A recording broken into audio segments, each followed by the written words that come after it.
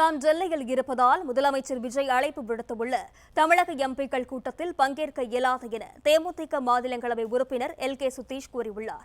விவரங்களுடன் செய்தியாளர் முனாஃப் இணைப்பில் உள்ளார். வணக்கம் முனாஃப், விவரங்கள் என பகிரலாம். தொகுதி மறுவரையறு தொடர்பாக தமிழக எம்பிக்கள் கூட்டத்தில் கூட்டுவதற்காக தமிழக முதலமைச்சர் விஜய் அனைத்து கட்சியினருக்கும் அழைப்பு விடுத்திருந்தார். இந்த நிலையில தேமுதிகவிற்கும் அதன் அழைப்பானது விடுக்கப்பட்டிருந்தது.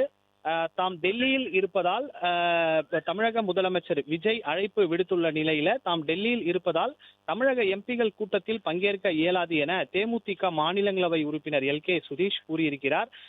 தொகுதி மறுவரையறு மசோதா தொடர்பாக விவாதிப்பதற்காக தமிழக முதலமைச்சர் விஜய் தலைமையில் இன்று மாலை கலைவாணர் அரங்கில் எம்பிக்கள் கூட்டம் நடைபெற இருக்கிறது. அதிமுக, திமுக உள்ளிட்ட பிரதான கட்சிகள் புறக்கணித்த நிலையில தேமுதிகவும் பங்கேற்காது என அறிவிக்கப்பட்டிருந்தது.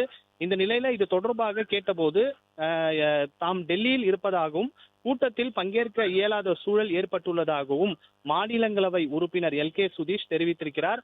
திமுக கூட்டணியில் அங்கம் வகிக்கக்கூடிய தேமுதிக அதன் தேமுதிக கட்சியினுடைய பொருளாளராக இருக்கக்கூடிய சுதீஷ் ராஜ்யசபா உறுப்பினராக இருக்கிறார்.